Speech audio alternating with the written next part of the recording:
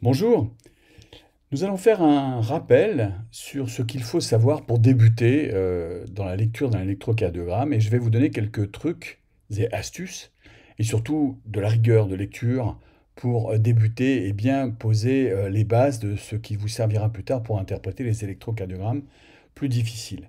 Alors, cet exposé a été fait, produit à Nivelles pour le congrès Back to Medical School et je tiens à remercier les organisateurs pour cette invitation. Tout d'abord, pourquoi faire un électrocardiogramme? Parce qu'un électrocardiogramme enregistre l'activité électrique du cœur, depuis le nœud sinusal jusqu'à la fin de la systole électrique. Donc ça, c'est plutôt l'activité des oreillettes. Ça, c'est l'activité des ventricules avec la systole électrique. Et deuxièmement, parce que l'enregistrement des couches endo et épicardiques superposées en regard d'une dérivation nous donne cet aspect de QRS extrêmement rapide lors de l'activation des canaux sodiques qui polarisent la cellule cardiaque, qui est normalement dépolarisée, elle est négative. Et les segments qui vont suivre traduisent la capacité à l'endocarde et à l'épicarde d'être synchrones ou pas, parce que quand elles ne sont pas synchrones, on a ça, et à nous donner un petit peu une idée de l'activité électrique indirecte de ce qui se passe sous-jacente. C'est ça qui est compliqué. Et lors de la repolarisation grâce au canaux potassiques, il va y avoir la forme d'une onde T asymétrique qu'on aura besoin de comprendre grâce à ce tracé de superposition des potentiels. Alors, il faut imaginer qu'il n'y en a pas que deux, hein, il y en a des milliers de superposés, et que tout ça est un tout petit peu modifié par le fait qu'on enregistre aussi l'activité électrique qui est de l'autre côté du cœur. Tout ça est donc modulé par des canaux sodiques, potassiques et calciques pour la contraction, et en présence d'énergie, hein, d'énosine triphosphate et d'oxygène. Pourquoi faire un électro? Parce que c'est fondamental pour le dépistage. C'est quand même quelque chose qui est pas cher, relativement facile, même s'il y a un petit investissement au départ, pour faire un diagnostic sérieux d'arythmie atriale, c'est-à-dire que c'est quand même le gold standard de la fibrillation atriale et de plein de troubles du rythme. On peut faire du dépistage de cardiopathie, alors là je ne vais pas toutes vous les citer, mais enfin plus on vieillit, plus on a de chances d'en avoir, et plus on est jeune, plus on a de chances de faire des risques syncopaux ou des morts subites si on a ces anomalies-là. On ne les étudiera pas aujourd'hui. Donc pour le dépistage, très utile, vous n'en ferez jamais trop et c'est important de les numériser, de les garder, de les envoyer aux patients et de les comparer ensuite. Là, vous avez l'intérêt pour les urgences dites cardiologiques, hein, en rapport avec le cœur. Évidemment, ce ne sont pas toutes, c'est pas qu'au cardiologue de faire ces diagnostics, mais la douleur thoracique, la dyspnée, hein, c'est-à-dire l'essoufflement aigu, les palpitations, la tachycardie et les contextes métaboliques, toxiques ou même tout simplement médicamenteux. Alors, comment bien faire un électro? Vous allez voir plusieurs fois qu'il y a déjà eu des conférences YouTube dont on rappellera ici l'existence. Bon, il ne faut pas faire n'importe quoi avec les électrocardiographes, hein, la position des électrodes, etc. Je vous renvoie à cette vidéo. Et surtout, nous allons voir, je suis très à cheval sur la position des électrodes sur le thorax, qui sont parfois assez rigolotes. Bon, enfin, bon, je vous rappelle que ce n'est pas le but de rigoler quand on fait un électrocardiogramme, mais de bien mettre les électrodes sur le thorax. Alors, ici, vous voyez, ça a été mis un peu n'importe quoi, mais rien qu'en regardant et sans compter, surtout, je dis que ne soyons pas surpris, hein, 50% des électrodes sont trop d'un ou deux espaces, hein, parce que les gens confondent la clavicule avec le premier espace, et parce qu'ils oublient que c'est au quatrième espace qu'il faut mettre les électrodes et non pas au troisième ou au cinquième. Donc moi, ce que je vous conseille, c'est de repérer ici le sillon sous ma main. Ici, il y a un petit trou, vous pouvez palper avec votre index, et qui est situé le long de la ligne médioclaviculaire et qui nous sert à nous, cardiologues, pour faire les échographies apicales. Donc c'est la quatrième, c'est le cinquième espace, mais c'est la quatrième électrode. Et à partir de là, ce que je vous propose, c'est de positionner les électrodes V1, V2, un espace intercostal plus haut. Ça paraît beaucoup là sur ce tracé parce qu'il y a un petit peu de parallaxe, mais vous voyez que c'est bien ce cas. Voilà, la côte, elle est là, le cinquième espace, la côte et le quatrième. Voilà, quatrième, quatrième, côte, cinquième, et ensuite vous posez sans vous embêter. 99% de bonnes positions en débutant par l'index dans le sillon sous ma mère. C'est une étude personnelle. Voilà encore un autre exemple d'électrode mal placée. Pourtant, si on avait mis le doigt dans le sillon sous ma mère, ici jamais d'électrode sur les seins, on aurait bien repéré V4, V3, V2, V1. Vous voyez qu'on va avoir des différences assez significatives. Et puis quand chacun voudra faire son électrocardiogramme, bah, on ne pourra pas le comparer avec le précédent, puisque chacun a mis les électrodes un peu à sa sauce, hein. Voilà, donc je fais comme ça, et vous avez bien compris que je ne compte plus du tout grâce au doigt dans le sillon sous ma main. Alors, à quoi ça correspond les 12 dérivations d'un électrocardiogramme pour enregistrer le cœur, hein, qui fait 12 sur 9 sur 6, un cœur. Donc là, vous avez les électrodes dans le plan frontal dites de Einthoven, hein, c'est donc D1, D2, D3 écartés de 60 degrés. Et puis Goldberger a inventé les électrodes en faisant la somme ou la soustraction de deux autres d'Einthoven. Donc VF, par exemple, c'est la moitié de D2 plus D3 divisé par 2. Bah, c'est la somme des deux divisé par 2. VL, c'est D3 moins D3 plus D1, et VR, c'est moins D1 moins D2 divisé par 2. Là, vous avez donc la position des électrodes V1, V2, V3, V4, et on voit bien qu'on va mesurer l'activité électrique du cœur dans la dérivation droite, ici droite et basale, hein, septum basal, puis septum médian, puis l'apex, et puis là, on va diriger vers la paroi latérale. Alors, pour lire un électrocardiogramme, il faut de la rigueur, hein. Moi, je vous ai proposé 12 règles à connaître par cœur, parce que c'est comme quand on monte dans un avion, il faut avoir une checklist très sérieuse. Sinon, ben, on regarde un petit peu les commandes et puis on dit on y va pas. Ah bon, on espère que ça va bien aller. Ben non, ça se passe pas comme ça. C'est pas en haut qu'il faut espérer que ça se passe bien. C'est en bas quand on a la technique de lecture. Alors il y en a 4 sur les ondes P, on va les voir ensemble. Il y en a 4 sur les QRS, c'est-à-dire la contraction du ventricule, plus exactement 3, avec la quatrième, l'onde Q, et 3 sur le segment STT et une sur l'intervalle QT corrigé, dont on parlera un tout petit peu à la fin. Il y a des vidéos YouTube sur tout ça. Donc, les 6 premières règles sont rappelées à chaque fois ici. L'onde P est positive en D1, D2. Par exemple, vous voyez, D1, D2, à 60 degrés, ça c'est un axe horizontal. Bon, bah, vous voyez bien que l'onde P est positive. Pourquoi? Bah, parce que le nœud sinusal active les oreillettes droite et gauche depuis le haut. C'est ce qu'on appelle un pacemaker atrial haut, hein. Et il va entraîner la déployation des oreillettes par des voies préférentielles, puis le nœud atrioventriculaire, les branches des faisceaux de conduction, le réseau de Purkinje et les muscles à proprement parler, ventricule droit, ventricule gauche, oreillette gauche. Donc, première règle, elle est respectée. Ici, sur cet électrocardiogramme, est-elle respectée? C'est toujours important de bien lire. Tout a l'air à peu près normal comme ça, quoique on trouve qu'il y a des troubles de repolarisation. C'est pas tout à fait net ici. Et donc, il faut bien commencer par repérer que P n'est pas positive en D1, D2. Hein, c'est une variante de la normale. Ça pourrait être une erreur d'électrode, mais les électrodes gauches, on l'a vu tout à l'heure, D1 et V6 sont les mêmes. Donc, c'est pas une erreur d'électrode, c'est une erreur de pacemaker atrial qui active chez le sujet jeune, en très bonne santé souvent, les oreillettes de haut en bas ou de bas en haut. Donc là, c'est le nœud sinusal, là, c'est le nœud du sinus coronaire. C'est à connaître. Ça se traduit, comme je suis tout près du nœud atrioventriculaire, par un PR court. C'est une variante de la normale à bien connaître, hein. Vous savez qu'il faut connaître ces variantes de la normale avant de se donner le toxin ou je ne sais quoi. En voici un autre exemple. L'onde P est positive en D1, D2, bah, oui, un tout petit peu, là, puis ça disparaît. Ça disparaît, ça disparaît. Alors, qu'est-ce qui se passe ici? Bah, c'est pareil, là, c'est un peu positif, puis c'est négatif.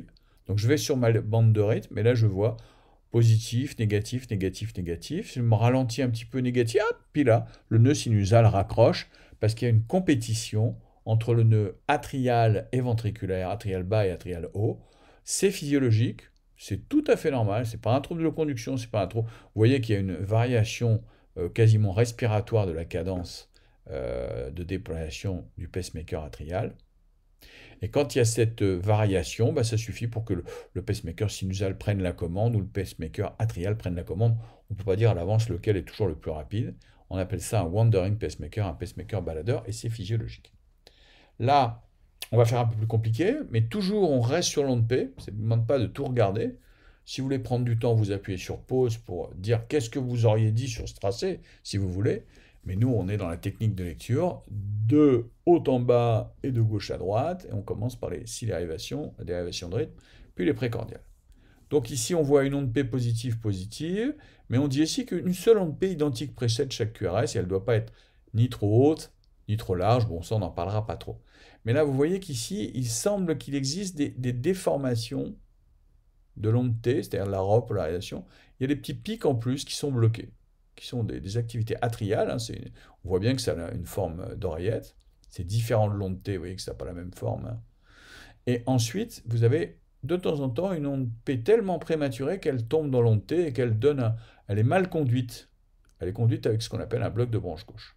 Alors des fois elle n'est pas conduite, des fois elle est conduite avec un bloc de branche gauche, et des fois elle est conduite pas du tout. Et pas du tout. Donc c'est pas un trouble de la conduction, parce que c'est trop prématuré, c'est physiologique. C'est un trouble de l'automatisme. Ce sujet risque de faire de la fibrillation atriale et non pas du BAV. On en reparlera dans un autre topo. Donc, ce sont des extrasystoles atriales en français on dit, ou prémature atriale contraction en anglais. Une aberration ventriculaire, c'est très important.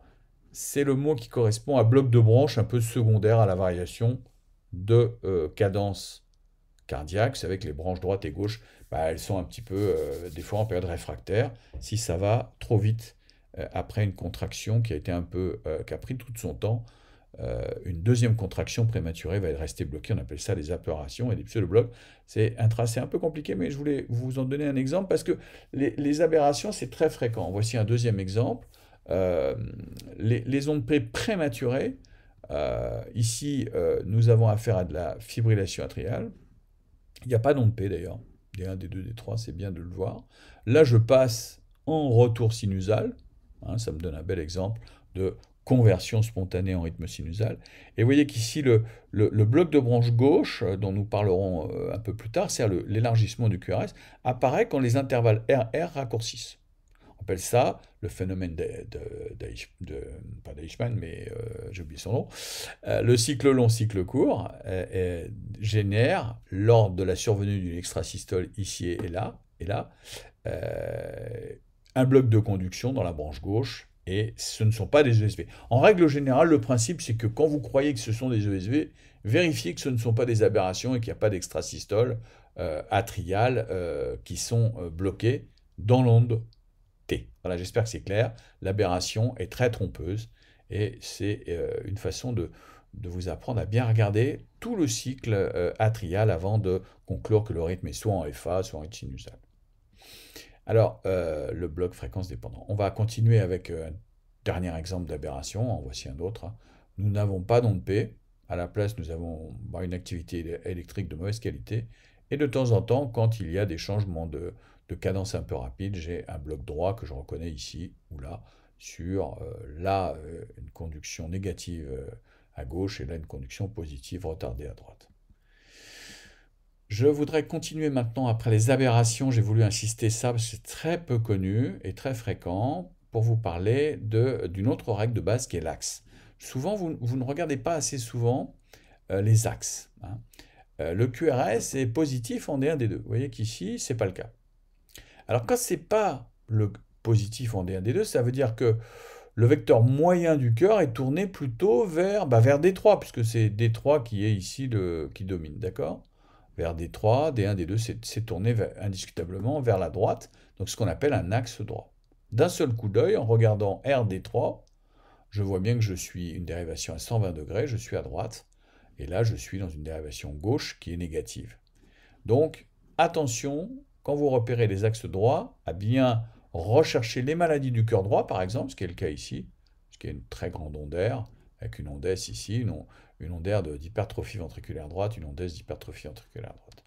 Donc, repérez bien les axes droits pour le diagnostic d'hypertrophie ventriculaire droite, d'accord, ou d'hypertension artérielle pulmonaire, c'est le cas ici, et ici pour le diagnostic alors on repère les axes, vous voyez que D1 et D2 ne sont pas positifs, il suffit de regarder D2 négatif, je cherche la plus grande onde R, je vois qu'elle est à gauche puisque ça veut dire left, donc je suis à moins 30 à gauche, moins 30 est plus grand que 0, donc je suis vraiment dans une dérivation hyper gauche, et on appelle ça un hémibloc antérieur gauche. Voilà.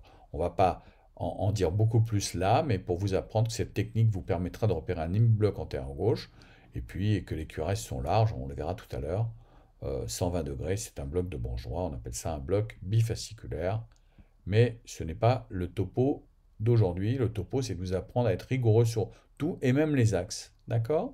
Alors ensuite, avant d'aborder les paramètres électriques du ventricule, il faut comprendre que ce tracé, on va passer une minute à vous l'expliquer, que quand l'influx arrive dans le septum, de façon curieuse, l'endocarde est dépolarisé avant l'épicarde, et ça donne un vecteur qui est dirigé un petit peu en haut et un petit peu à droite, initialement.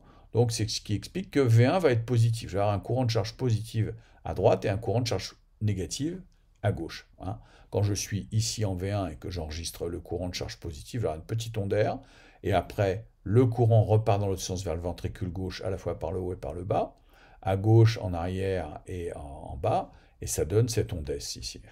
Hein, vous le retrouverez dans d'autres topos. Et si j'enregistre V6, je vais avoir une onde Q.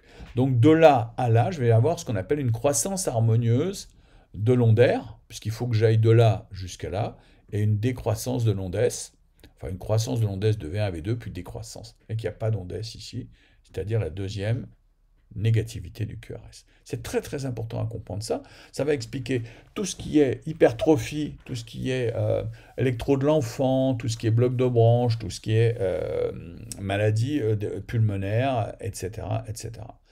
Donc, on en a besoin. Alors, je voudrais vous montrer ce qui se passe chez un sujet normal. Vous voyez, on a un axe un petit peu gauche quand même, des deux négatifs. Bon, c'est pas tout à fait normal, il est à moins 10 degrés, mais on peut accepter ça chez un homme jeune. Là, vous avez une onde R qui grandit de V1 à V4, une onde S qui grandit de V1 à V2, puis redescend. C'est normal, c'est la 7e règle de l'électrocardiogramme. Mais si vous faites des électrodes un petit peu trop hauts, comme chez ce patient, vous allez avoir des aspects complètement différents de ce qu'il est convenu d'avoir. Vous avez vu que là j'ai des ondes Q, là j'ai des pseudo-blocs de branche droit, j'ai des troubles de la repolarisation, hein, ça peut même générer des pseudo-bourgada ou des ondes Q de nécrose. Donc faites attention à ne pas mettre vos électrodes trop haut. Chez certaines personnes, vous n'enregistrez plus le cœur là où vous devriez le faire. Là, je vous ai bien mis le sillon sous-mammaire, V1, V2, V3, et donc voilà. Et puis il y a d'autres erreurs qu'il faut bien faire attention. Bien vérifier à la croissance des ondaires de V1 à V4. Vous voyez qu'ici, ça grandit, puis ça rediminue. La longue S, elle est grande, puis elle diminue, puis elle regrandit, puis elle rediminue, puis elle regrandit. Donc il y a une inversion d'électrode V2, V5. C'est cette technique de lecture qui vous permet de ne pas dire de bêtises.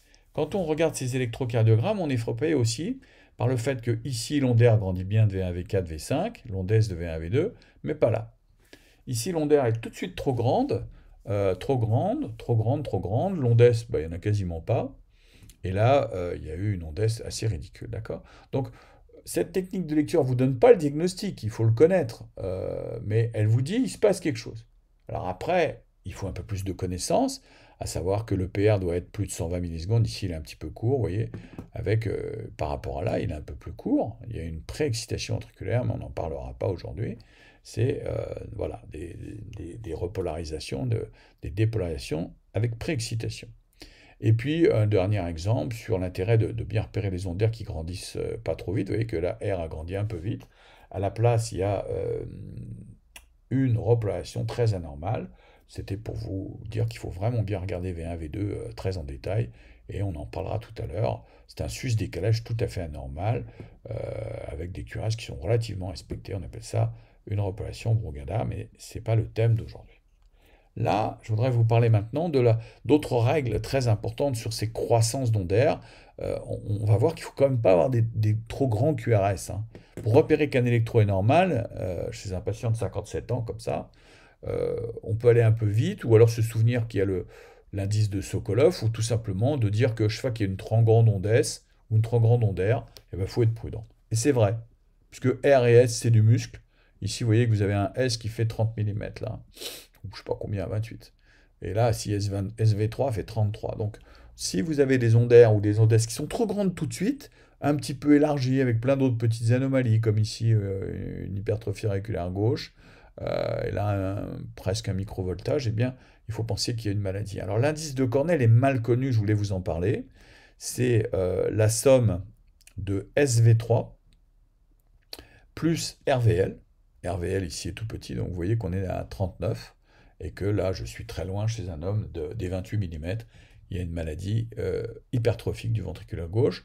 Je vous renvoie à YouTube sur le diagnostic d'HVG en vous disant qu'il n'y a pas que le Sokolov dans la vie, il y a le Cornell. Hein. Il y a aussi le Sokolov je dirais cheap, car Sokolov a décrit une HVG lorsque RVL fait plus de 11 mm, mais ça c'est pas connu, c'est dommage. Vous voyez qu'ici les Sokolov classiques sont négatifs, les Cornell sont négatifs, et qu'il faut connaître ce troisième indice, plus de 11 mm avec un bon calibrage, pour repérer, par exemple avec 3 indices qu'il y a une HVG, c'est le cas chez ce patient. Donc, rendez-vous sur YouTube pour faire les diagnostics d'HVG dans le détail. Il n'y a pas d'onde Q, huitième règle de base. La huitième règle de base, l'onde Q, c'est une négativité initiale du QRS. Donc ici, il n'y en a pas, mais à la place, il y a des trucs un peu bizarres. Il y a une trop grande onde d'air. Hein. Et puis là, j'ai une onde Q qui fait presque 1 mm. Et on sent que le QRS est vraiment modifié ici. Même, et là, voilà. Donc là, on a des ondes Q. Il n'y a même pas du tout d'onde d'air. C'est une onde Q fragmentée.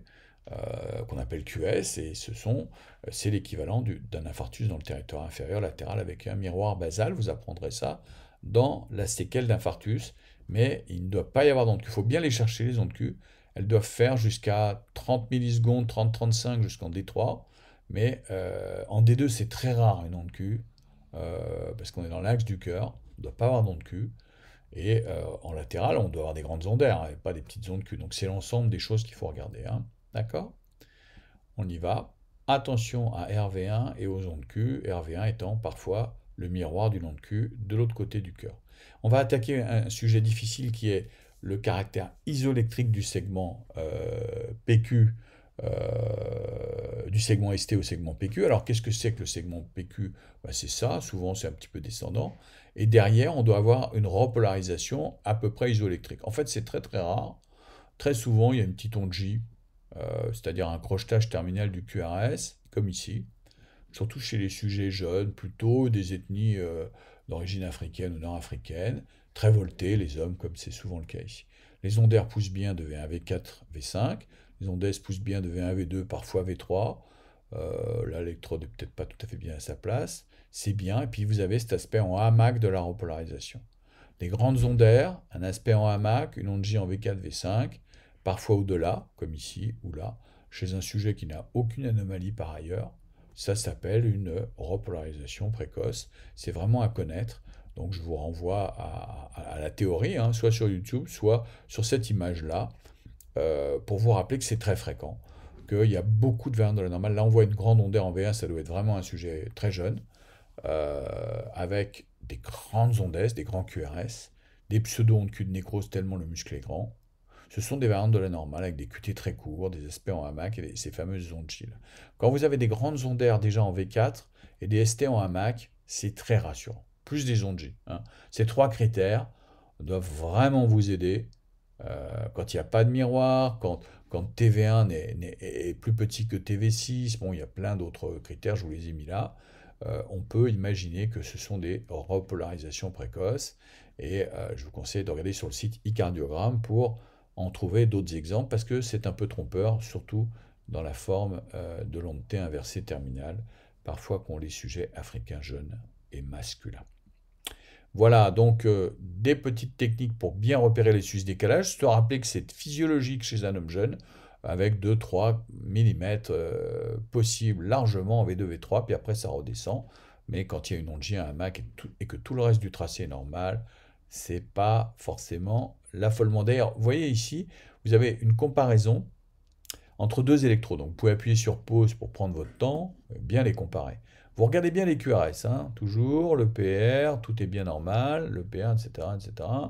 Et là, vraiment, tout a l'air pas mal. Ah, quoique l'onde Q est un petit peu large, là, en D3. Bah oui, ouais, un petit peu large. Moi, elle me plaît pas, elle fait plus d'un millimètre. Bon, c'est un peu l'habitude, hein. L'onde Q en D2 est très fine, mais là, elle me plaît pas. Alors, je vais regarder là, puis là, je vois, bah justement, je commence par mes QRS toujours, et je vois que l'onde d'air a diminué. Il y a une onde Q très tôt, très prématurée. L'onde d'air grandit de V1 à V4, et là, j'ai une onde Q, donc c'est en faveur, comme l'onde Q D3, de quelque chose de l'ordre de la fibrose ou de l'ischémie. Le diagnostic va être donné par le segment ST qui fait plus de 4, 5, 6 mm ici. Hein. On est loin des 2-3 mm de la repolation précoce. Okay, et en plus, il y a des QRS très anormaux. Donc c'est un infarctus avec sus-décalage de ST en cours d'évolution, très différent de la repolation précoce. Vraiment, il faut se le mettre dans l'œil celui-là. Voilà, donc sur YouTube, vous verrez d'autres exemples d'ondes Q anormales, hein, 40 millisecondes, un peu plus, c'est tout à fait normal, avec ensuite un microvoltage, une fragmentation de la petite sœur de D3 qui est VF, qui est une dérivation qui explore la coronaire droite aussi.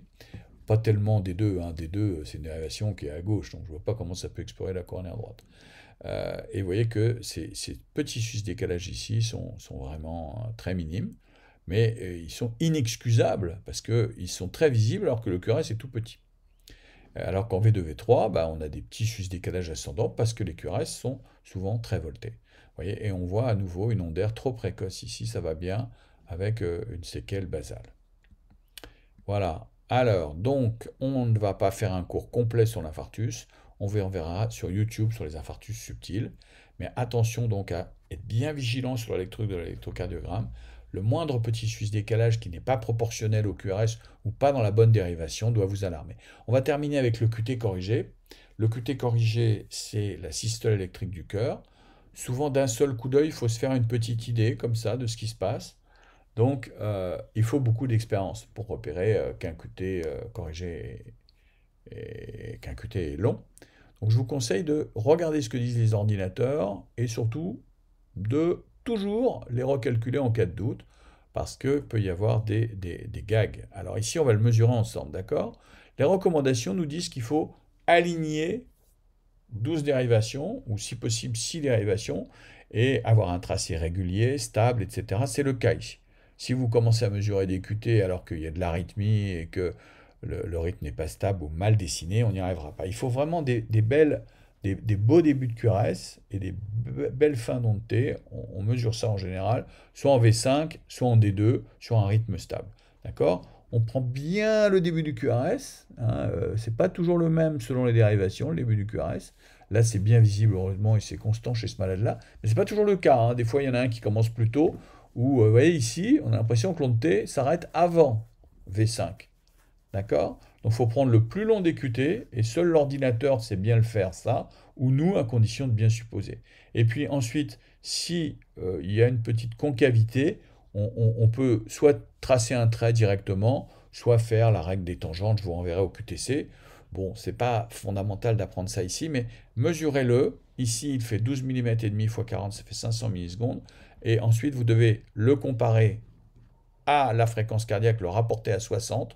Et donc, comme la fréquence est à 63, c'est un petit peu plus. C'est beaucoup trop, 505. Hein. Je ne sais pas si vous l'aviez vu, mais l'ordinateur d'ailleurs vous dit ici qu'il a trouvé 500, 505, il a trouvé la même fréquence, et il vous dit c'est long, et il met en rouge, et c'est très bien, il faut avoir peur, et le vérifier vous-même à la main, le QTC, car 500 millisecondes, c'est pas normal, les valeurs sont jusqu'à 440 chez l'homme et 460 chez la femme. Je ne vous cache pas que ça dépend un petit peu d'autres paramètres pour avoir l'impression d'un QT long, plein d'autres paramètres.